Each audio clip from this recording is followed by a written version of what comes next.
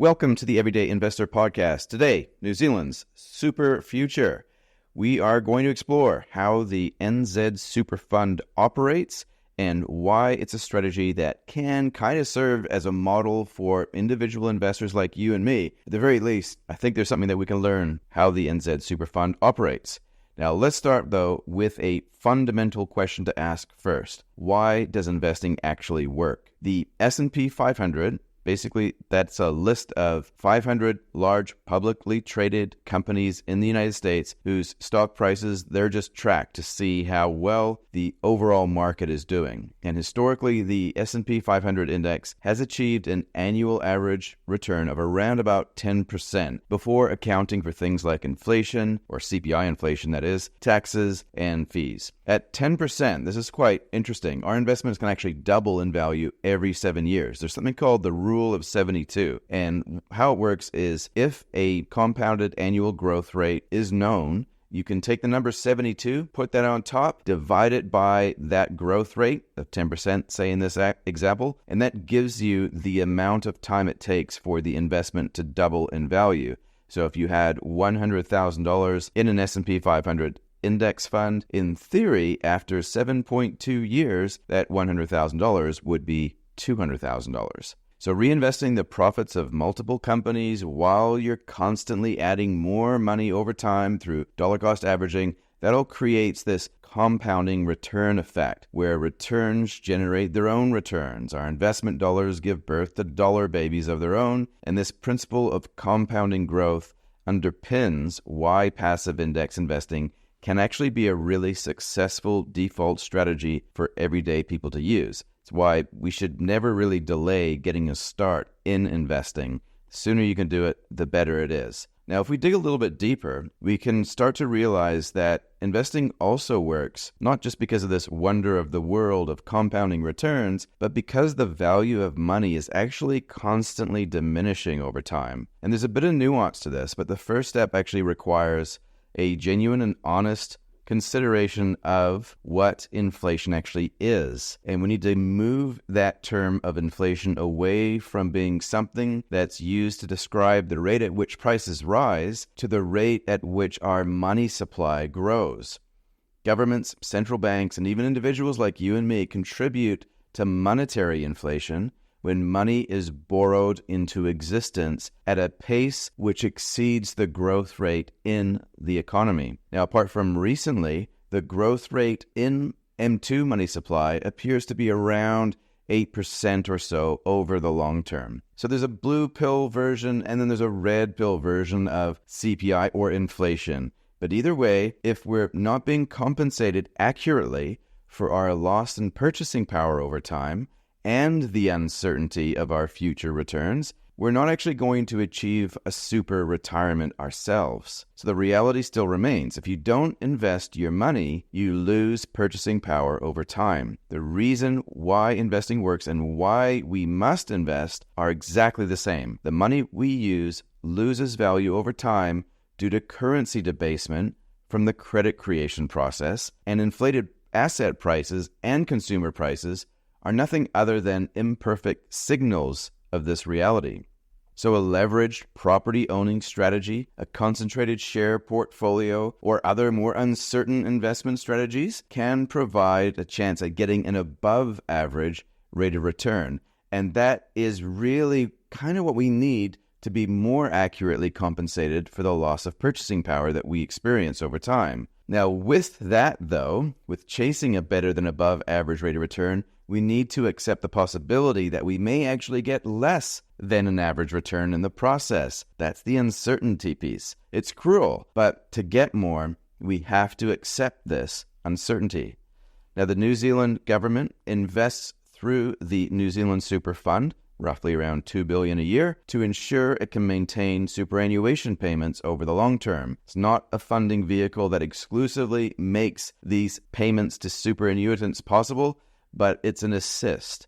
And by using a growth style fund, which consists of around about 80% growth assets, 20% income assets, similar to what you'd find with your own KiwiSaver fund, they are aiming to grow a pot of money as large as they can so that they can assist in the government's future obligations to us, maybe even you when you eventually get there. Now, despite the debates around the age of eligibility of government superannuation here in New Zealand, income testing, contribution pauses, and investment strategies, the New Zealand Super Fund has been performing really well since inception. And so I wanted to learn more. Now, I hope you enjoy this one. I hope you learn more as well in the process. Let's get started. Welcome to the latest edition of the NZ Everyday Investor podcast. In this podcast, I cover a wide range of topics ranging from property investment, investing in managed funds and KiwiSaver, precious metals and digital assets like Bitcoin. Why do I do it? Because I love learning and helping everyday Kiwis build new wealth for the new world that we're heading into. I'm Darcy Ungaro, your host and qualified financial advisor. My goal is to get self-directed DIY investors thinking about all the tools available to build wealth. While I hope this will assist you in making more informed financial decisions, please do keep in mind that nothing you hear today is considered financial advice. Investments or strategies discussed may not be suitable for everyone, so be sure to do your own research before acting on anything discussed today. Further information on today's show can be found by tapping or swiping over the cover art in your podcast player. Here you'll find some show notes, which will contain all relevant links relating to today's topic. Hope you enjoy the show.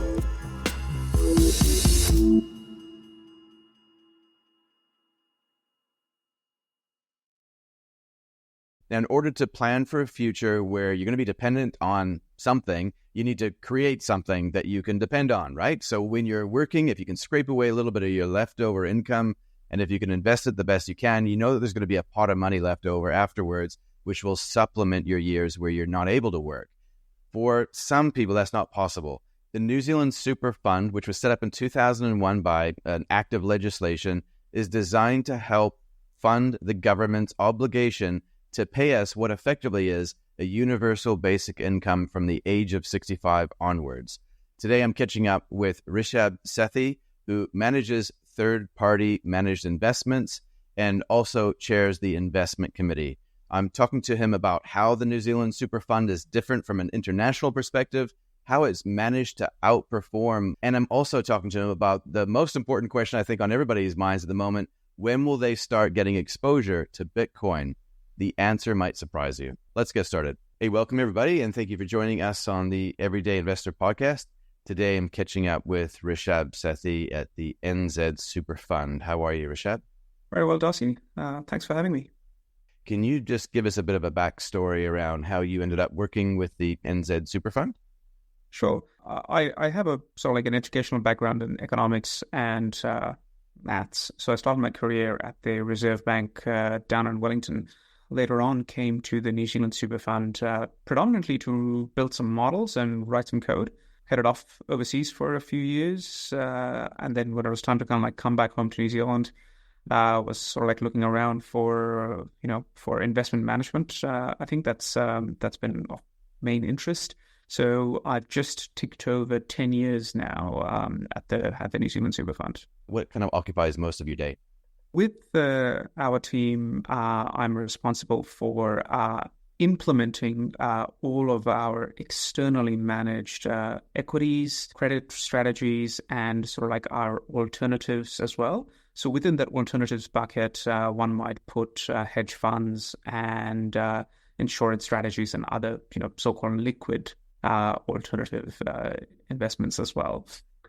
So a large part of the day is either thinking about new investments, new people, new ideas that we want to work with. So there's a lot of research, I guess, that's happening. There's also thinking about the structure of new investments. So when we like an idea, how do we actually? What's the best way of accessing that idea?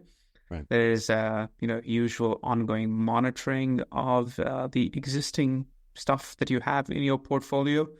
And then occasionally one might actually have to have like a difficult conversation with someone because something isn't going particularly well, or you have questions about how things are doing. So that's, I guess, part one of the job. Part two is I also chair our investment committee. There's a little bit of time sort of like spent thinking about, how best to structure the investment committee's time, what kinds of decisions it should be focused on and just thinking about governance, investment governance in general. Okay. And I want to come back to just how the investment decisions are made and the structure of it, because to me, it kind of sounds really analogous to how KiwiSaver works or any other managed fund works in a way, but there's one heck of a twist. So let's start off with some rather beginner questions, I guess you could say, but knowing that I am kind of just, I'm really keen just to really fully understand these fundamentals as well. So let's start with the obvious question, which is, what is the NZ Super Fund? In New Zealand, as I think people might know, there is government guaranteed, Crown guaranteed national superannuation, and that's available to everyone above the age of 65. Now, that's effectively a pay-as-you-go system, which means that each year's expense that the Crown incurs on national super is paid from that year's tax collection, right? Now, that's all well and good, but obviously with the population aging over time, the expectation really is that vastly more people will become eligible for national super over time, and there will actually be fewer taxpayers proportionally to help fund that. So this demographic problem, I think, was apparent a very long time ago. So in 2001, under the Labour government at that time, they passed an act which kind of like set up this particular institution. And the goal of the institution is to basically help the government pre-fund some of the future expense that they will have on paying for superannuation. So 2003 was, in September 2003, the fund started investing its first dollar. So we just hit our 20-year anniversary in September last year. That's cool.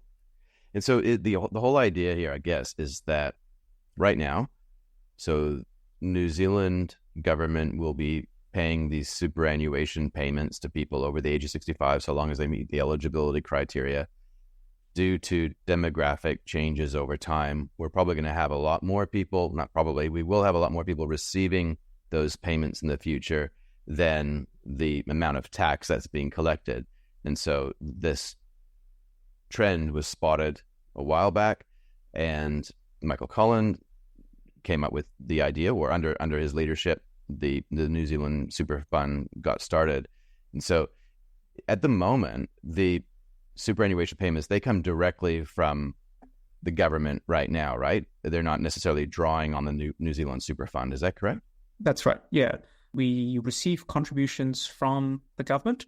We are not paying back, or there are no withdrawals from the fund for now. There's a funding formula that sort of like determines what that is. So they will start to a small degree in sort of like the mid-2030s. But the real thrust of sort of like, the New Zealand Super Fund's efforts to pay for national super probably won't be felt maybe until the late 2040s, early 2050s. And then it'll keep growing really over time as well. We do make some payments to the Crown, but they're predominantly tax payments, just depending upon how things are going. So in some years, we have been New Zealand's largest corporate taxpayer.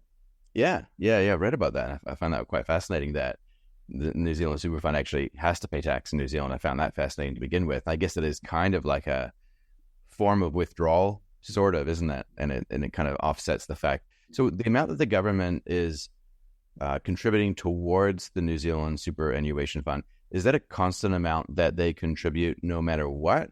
Is that paused over time? Can you give me a little bit of a lowdown as to where the money or how the money gets into the New Zealand Super Fund? Yes. So there is a funding formula in the Act that kind of like determines how much the Crown should be funding the New Zealand Super Fund by each year. Basically, the better we do performance-wise, the less funding has to be provided into the New Zealand Super Fund in terms of the formula. Of course, the government retains the right to suspend those contributions. And so that did actually happen in the aftermath of the global financial crisis between 2009 and 2017. And that's when contributions restarted. And so I was reading something here. It's around about $2 billion per year is roughly being contributed. Approximately. Yeah, that's right. Yeah. It's quite interesting, isn't it? Like, I think if you bring this down to a household level, we want to prepare for our retirement. So putting superannuation aside that we get from the government, if we want to prepare for an even better retirement, we want to contribute as much of our income as we can during our working lives with the intention that we are going to stop contributions at some future point because our income stops. And then we start drawing down on that resource that we built up. And subject to the rate at which we withdraw it, we can either preserve some of that capital that's been built up or we can deplete it. And so is that kind of similarly the idea here with the super fund, is that we're trying to build it up to a certain amount so that we can withdraw some amounts without depleting the underlying capital? Is that kind of the idea? That's absolutely right. The model is very similar. The only difference is that at a personal level, it is, today's you that is trying to pay for the future you. However, at the national level, at the New Zealand Super Fund level, at the National Superannuation Fund level, it's today's taxpayer who's paying for today's retiree. We're trying to pre-fund some of those future obligations. And the intention isn't to fully replace or fully let the government off the hook in terms of taxpayer payments in the future, is it? Or is the New Zealand Super Fund only really going to replace a portion of that future liability? I think it's important to note that the liability for paying super rests solely with the Crown. So that's not an explicit part of the New Zealand Super Fund's mandate. But yeah, so it's the liability sits with the government. Our job at the New Zealand Super Fund is to try and deliver as much return as we possibly can back to the Crown. And the better we are able to do the job, the easier it is for the Crown to meet its obligation, and commensurately, the lower the burden on future taxpayers as well. Okay. But you are quite right. Under the way that the formulas are set up and the way that the current funding arrangements are set up, the withdrawals in the future from the New Zealand Super Fund will not be enough to meet future retirement income obligations that sit with the Crown. They'll just pay for a portion of that. So they hold that obligation. They're ultimately the ones that hold it. And the NZ Super Fund is just the vehicle that will help the Crown. It's just one of the mechanisms that's being used to be able to meet this rising demand and obligations. So what else can you tell me about the mandate, and how do you achieve that mandate? I actually think the legislation as a whole that set up the New Zealand Super Fund is actually one of our real endowments. If I look at whatever successes the New Zealand Super Fund might have enjoyed over the past couple of decades, a lot of it actually comes down to the legislation itself. The fact that we're an institution that is a couple of layers removed from government, that we try, and as the mandate requires us to do, operate purely on commercial principles, try and sort of identify, investment best practices and implement those. So what does the act actually require us to do? It says that we must try and maximize returns without taking on undue risk. It says, as I said, that we must be prudent and commercial in doing so. It also encourages us to be responsible as well, as we are exercising our obligations. Importantly, it's not prescriptive on what it means to be responsible, or what it means to maximize return, or what it means to not take undue risks. That's effectively sort of the ongoing job of the board and the management of the fund, and conceptions on all of those things certainly do evolve with time as well. Some things are set in stone, but the interpretation or the outworking of it is kind of left alone so that it can evolve or be reinterpreted in a changing world, right? I guess probably the best example is to invest responsibly. Maybe in 2001 or 2003, when the first investment was made, things like environmental, social, and governance principles weren't maybe not widely adopted and used in managed funds, it certainly wasn't a new concept, but is that just one of the examples of how maybe the interpretation or the outworking of some of that mandate has changed over time? Absolutely. Certainly our whole responsible investment framework, which we now call sustainable finance, has evolved dramatically over the past couple of decades.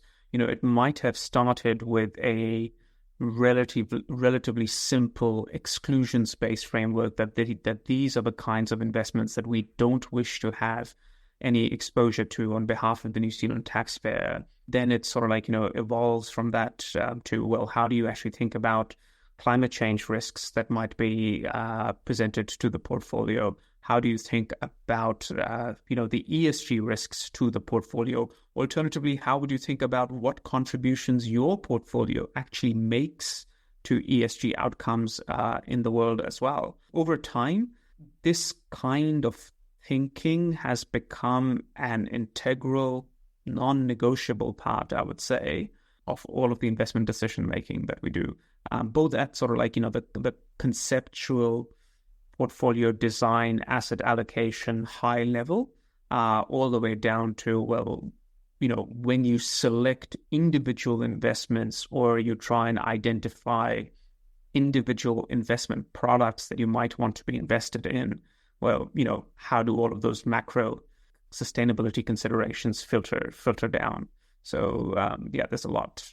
There's definitely going to be a lot to this, right? So, big pot of money needs to be invested to maximize returns, keep a lid on the risk as much as reasonable, and we have to be prudent, have to be responsible, follow commercial principles, and but not be prescriptive. So there's all these kind of, I guess, rules of thumb or core principles that you need to adhere to, but at the same time, it effectively is as simple as we have a pot of money and we want to make it grow as much as possible, right? Absolutely. And that's kind of like how, I guess, any fund manager would work as well. So apart from the fact that where the money comes from, who's making the contributions, is obviously very different with the NZ Super Fund. What are some of the core differences between how the NZ Super Fund operates and how, say, just a large fund manager like a KiwiSaver provider would operate? One of the main differences really is, we have certain, let's call them endowments, as we might say, because and they kind of they are granted to us, if you like, simply by virtue of who we are, right, and what we do. What do I mean by that? I mean, for example, that there may be certain rights and responsibilities that we might have as a sovereign investor. So we may potentially be able to get access to certain investments or indeed have certain responsibilities as a sovereign investor. Well, how do we, maximize any advantage that we might enjoy on that front? The second thing could be, as I mentioned, we have certainty over liquidity in general terms. We're not going to be paying out or to the Crown for at least the next 10 years. And as I said, not in any meaningful, large way for another 10 years after that.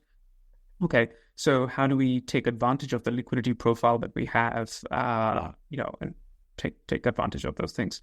So I actually think that every investor really needs to think hard about what endowments they might have, what might actually make them different, what makes their investment dollar different to any other investment dollar, and then see whether there might be any advantages that they can sort of realize from that perspective. That's really good insight, right? Like what you were saying around liquidity. So some of the investments that the New Zealand Super Fund may wish to make, because they know that they don't need to, I guess, liquidate that money and pay out investors, like I say, a managed fund would, they can stay risk on, or they can put more money into things that might not have an opportunity to sell in the future. Like, say, for example, forestry. Because I know forestry is one of the things that the fund will be investing in. Obviously, you can't just sell some of these trees halfway through because they're not worth anything, right? So that's probably an example of a liquid. And so you're taking advantage of the fact that you're not going to be called upon to make payments, and you're locking that up, much in the same way that an investor with a 20, 30-year time frame could invest into more volatile stocks, knowing there's going to be ups and downs. It doesn't really matter as long as in the long term it goes upwards and to the right. That's okay, right? So you're taking advantage of what your certain circumstances are, using them to your advantage, and it's just a little bit different because we're talking about a sovereign investor here. It's not a person, but there are unique endowments, like you say. Is that kind of what you're getting at? I fully agree with you. The two additional points that I might add is one, you want to make sure, of course, that you are getting paid for any illiquidity risk that you are taking on. So we're happy to take that on. It's just we want to make sure that we get paid sufficiently well in terms of excess return for that. So that's one part of it. The second part of it is I would stress that despite the fact that it might seem as though liquidity is not an immediate concern because of the lack of withdrawals from the fund, it is actually something that we monitor very closely and try and think about from a whole of portfolio level. And there are reasons for that. One is, we might have certain funding obligations that we have committed to in the future. So we want to make sure that there's always sufficient liquidity at hand, or that we can access it sufficiently well. As we know, during times of market crises, the liquidity characteristics of your portfolio can be markedly different. So you want to make sure that you try and understand what the crisis liquidity of your portfolio will look like. And the reason that's important is because you also have certain, overlay programs, highly liquid strategies that you might be running that will require liquidity from time to time just in order to sustain themselves. The bottom line is we're happy to wear illiquidity. We want to make sure that we're getting paid for it, but we look at it extremely closely as well. I guess that speaks to the style where, I guess when we're looking at traditional fund managers, we're considering, are they an active manager? Are they a passive manager? And I've talked a bit about this on the show, and I was interested to see that it's an active management style with the NZ Super Fund, or mostly active. Can you break down how or what that means in practice and how that actually works? Like what share of the portfolio is actively managed and what share roughly is just passively indexing away? Great question, Darcy. And I certainly heard the New Zealand Super Fund being described as both a passive investor by some people and an active investor by others. So rather than attempting to put a label on it, I think I might just describe our thinking. So the general thinking is that obviously, we have the mandate, as I said, it's a maximize return without taking on undue risk. And it asked us to be prudent and commercial, as I said, in doing so. So our baseline for trying to deliver on that mandate is what we call our reference portfolio, which is 80% global equities, 20% global fixed income. And we think that's a purely passive portfolio. It's a reference portfolio.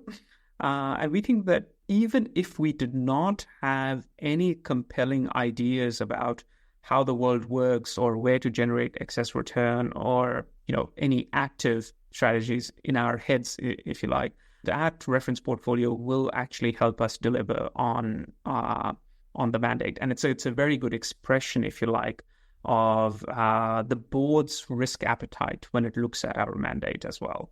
What we then try and do is ask ourselves the question, can we actually beat the reference portfolio? And, there will be some good ideas we think that where we think we can, and maybe others that don't really cut the mustard. So a lot of our work is spent in trying to evaluate these ideas, trying to see what their risk profile looks like, and then ensuring that that they can actually earn their keep in the portfolio. Okay, so this reference portfolio that you're referring to is kind of like, correct me if I'm wrong, but like that's the benchmark or the model that you're aiming at? Is that how you look at it? It's many different things. It's certainly that, but it's not the only thing. It's also the board's to the board's mind that this is the correct risk appetite for the fund to deliver on its mandate. Importantly, it's also the cost of capital for everything else that we do, right? So how do we know whether an idea, an active investment idea that we have is a good idea or a bad idea? Well, in risk terms, can it actually beat the reference portfolio? How do we know that if we are comparing idea A with idea B, whether we should be invested in A or B, or what proportions we should be allocated to A or B? So having that benchmark that we can risk match to is very helpful for kind of like answering those questions. Would you be able to just give me some examples, though, of the private equity investments that are inside the NZ Superfund? Yeah, sure. It's also something I would say private equity has been something that's come in and out of the portfolio. I should say we increased and decreased our allocations over time. We have quite a lot of like New Zealand exposures invested in local investment funds, the likes of Direct Capital, Waterman, Pioneer, Movac, and others. And then internationally, we went through a period where we curtailed our exposures quite substantially, but are currently in the midst of a pretty substantial period of work where we're trying to rebuild those exposures as well. One other thing to note is that we have an internal direct team as well. So it's a pretty substantial part of the overall number of investments staff that we have. And they're essentially sort of trying to find directly held assets that either within New Zealand or elsewhere in the world that that kind of like align with wherever we think we have some specific insight. Okay. I want to come back to the portfolio again in a second, but just to take a bit of a break on that, the New Zealand Super Fund, as it relates to other sovereign funds around the world, there's some unique nuances. Like, it's a fund that actually does pay tax in New Zealand. These, I understand, are slight differences to other sovereign wealth funds in the world, I believe. But what are some of the main differences between the New Zealand Super Fund and some of the other sovereign funds out there? So I guess the New Zealand Super Fund is one type of sovereign wealth fund, the less common type. And it's essentially, like, as we discussed earlier, an intergenerational savings vehicle, right? Mm-hmm. The OG sovereign wealth funds, if you like, are the ones from countries that have vast mineral revenues. They're extracting oil or cobalt or copper or whatever. What they're trying to do is ensure they're recognizing the fact that this mineral wealth that is being extracted from the ground belongs essentially to all generations to come, not just to sort of like, the people alive right now. And of course, they're trying to protect their economies as well from, flooding them with vast amounts of resources at the moment, which might be highly inflationary or might lead to, as they call it, Dutch disease, etc. So that's, I would say, one core part of difference, or core angle of difference, which is the New Zealand Super Fund is actually funded from taxpayer contributions, from government contributions. Other sovereign wealth funds are funded really from mineral revenues as well. Other sovereign wealth funds, they can have very different purposes. As ours is really just to maximize the return that we enjoy. Other sovereign wealth funds sometimes help their governments smooth out economic shocks. So during COVID, for example, many sovereign wealth funds paid out to their governments to kind of like help with the fiscal response that governments wanted at that time. The other sovereign wealth funds in particular may be tasked with things like ensuring that there is higher employment domestically, or maybe tasked with local development investment priorities like infrastructure and so on. Look, all of these are very valid. All of these are very, they are common they are common models around the world. The important thing I would say is having extreme clarity on the actual purpose and how the institution will deliver on its purpose. Because the models that we've kind of like seen fail have been the ones where, you've kind of like set it up with one intention, but maybe directed it to other goals down the road. So the New Zealand Super Fund, it's an intergenerational savings vehicle, which is taxpayer funded. But in other countries, and I understand why this isn't the case with New Zealand, just because we're not that person, right? We're not that state where we're not endowed with a lot of natural resources. Yeah, we got wood, that's great, but we don't have like coal, minerals, oil in the ground, or other natural resources which needs to be preserved for future generations. So I think that's really fascinating, though, how, again, like kind of like KiwiSaver, right? We've created these vehicles in the past that has set us up really well for the future. These are really positive stories, the New Zealand Super Fund, and it means that we're going to be a lot more resilient in the future and more able to solve problems that demographics will bring upon us. And I think quite often, especially in the last few years, we're quite down on ourselves in New Zealand, not being able to innovate and do better at some things. Maybe we're just a little bit impatient. Maybe we need more leadership, and that's not a consistent thing. Who knows? But it's an 80-20 portfolio. It's a growth portfolio. A lot of people will be familiar with this. So 80% of the portfolio is meant to go higher, 20% there for income stability. But again, going back to that portfolio, 10% of it is alternatives. So can you just break down a little bit about what those alternative investments are? You know, we've got real estate, we've got infrastructure assets, we've got liquid strategies as well, like hedge funds. We have insurance. We do, catastrophe reinsurance, for example. There is also private equity in the mix. We have some perhaps slightly unusual assets. It might seem like electromagnetic spectrum, which is, something that one can own. So we have exposure to that in the US, and then there are a bunch of other things, forestry as well, as we discussed earlier. Flavor enhancers, right? Like that's kind of how I've always looked at the more unusual ones, especially electromagnetic spectrum. I never thought about that. So that's effectively owning owning a piece of that electromagnetic spectrum with the anticipation that it will be useful for some commercial application in the future. Is that the idea? With the anticipation that it might be and be useful for commercial applications now, not necessarily just in the future. For example, a new telecoms operator might wish to set up a 5G network and will require access to the spectrum. Others might wish to lease spectrum off you. So there are things that the New Zealand Super Fund won't invest in, and what are some of those things? If you can just give me the obvious ones, like no nuclear weapons would be my guess. Yeah. What other things will the fund? Yeah, you're right. So the obvious ones that we take our cues from are things that the New Zealand Parliament has decided are not right for New Zealand. So whether that's whaling or nuclear, so those are a couple of examples there.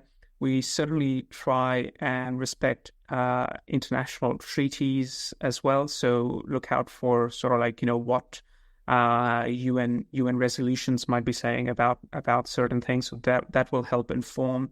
We have certain human rights and labor standards that inform our exclusions as well. And lastly, of course, sanctions, international sanctions. So the point really being that we try not to impose, certainly when it comes to this, we try not to impose too much of our own value judgments, if you like. The reason being that, you put a bunch of people in the room and yes, there will be good alignment on values, but there will not be perfect alignment on values. And there will be, some things that some people think are completely okay and some things that people think are completely not okay. And that's democracy in action. So what we take our cues from really are either from the New Zealand government or from international law or from international sanctions and so on. So there must be some degree of political influence or even social influence that creeps into this sustainable financing corridor, I'll call it, where, investing according to these certain principles may result in no lower of a return. But in some cases, maybe it gives you a better rate of return if there is a trend worldwide for people to adopt the same principles.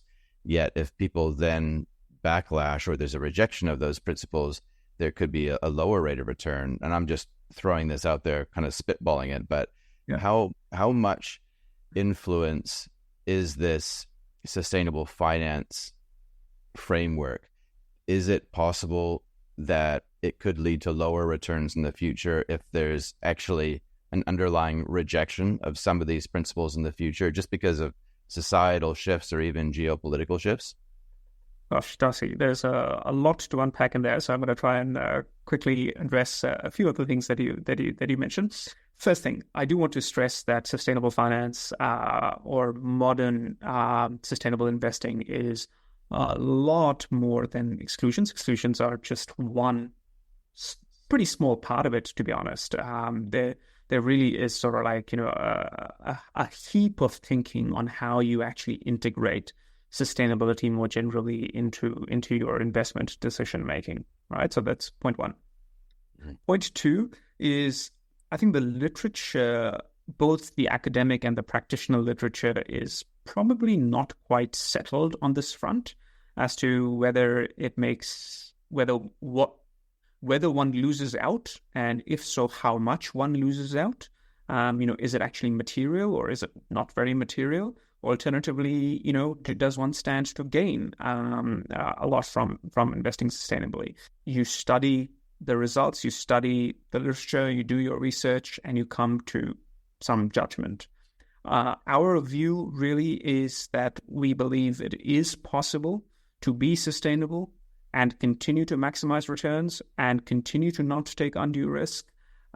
We think that all of those things are actually possible. One example of that, is since about 2016, so maybe coming up to 8-9 years now, we've had a climate change related investment strategy that, initially, again, was more exclusions oriented because it tried to turf out exposures to, stocks that had high carbon emissions or had high carbon reserves, but has lately become a little bit more directed at solving the direct Paris problem of keeping the world to 1.5 degrees. There's a lot, I guess, that we can talk about here as well. Yeah, I want to kind of just finish up on talking about the performance, because I had a look at the numbers before. 9.9%, I think, was the returns over, correct me if I'm wrong, but over the last 20 years before tax, after fees. So what else can you tell me about the performance of the fund? Because it has exceeded that of its benchmark, right? Like, it is doing better than average, which clearly shows that what you're doing is good. It's getting the job done. What else can you tell me about the performance? And looking forward, do you still have as much confidence that same amount of performance could be achievable? There's a couple of things I could say. I would say that probably one of the reasons that we have been able to enjoy the performance that we have has been because of the very, very strong governance arrangements that exist around the fund, the independence of its decision-making, the idea of this competition for capital where investments are directed wherever we think they'll earn the highest risk-adjusted return, the investment beliefs that we hold that asset prices will mean revert over time. So which means that one can actually undergo periods of very substantial loss, but, one can design programs that can help you see through that can see you through that, I should say. So, yeah, the governance is integral to the performance. The second thing is, of course, is that by virtue of this very long-term mandate that we have, we've been able to take on a lot of risk. Because we've taken on a lot of risk, we've been able to generate a high return as well in the past. We talk about this 80-20 portfolio, and effectively what that means is that we are loading up on equity markets beta, as they say, probably for the period of time that we have been invested. It has been, in speaking in very broad brush, a very good time for equities. There is a risk that we may undergo, a decade-long period, let's say, when equities solidly underperform. In that case, I think, one cannot expect future performance to stay as past performance has been. But overall, I think the recognition really is that, we are trying to set up this fund to invest as for, many, many decades to come. So you try and sort of like think about what equilibrium expected returns might be from various asset classes, and then, try and construct a portffolio on that basis. That's a good answer. Okay. Now I have to ask this question because I just think it's just so important, and we'll finish up with this one. So Larry Fink, heading up biggest fund manager in the world, BlackRock, is starting to fall in line with a lot of the other fund managers like Fidelity who are doing this. A small allocation towards Bitcoin, according to a lot of research that I'm seeing across my desk lately, suggests that you can increase performance without dramatically increasing the risk. To me, it kind of sounds like a no-brainer.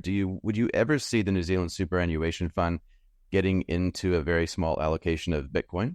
I cannot discount it. There is no doubt that it is receiving increasing legitimacy in institutional portfolios as an asset class. We have a research program on Bitcoin, or I should say on crypto, underway. So there are, a few people who have been looking at this for, several months, if not a couple of years now. And there will come a time, I think, when, they will have to make a decision about its place in the portfolio. But there's no real reason, I would say, at this stage why it can't earn a place in the portfolio. Okay, well, I'll take that as a yes, Rishab. That's great. Okay, I put those words in your mouth, not yours.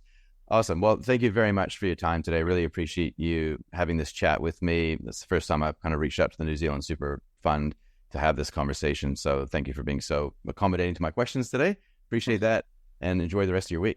Thanks, Darcy. Take care. Thank you. Cheers. Bye.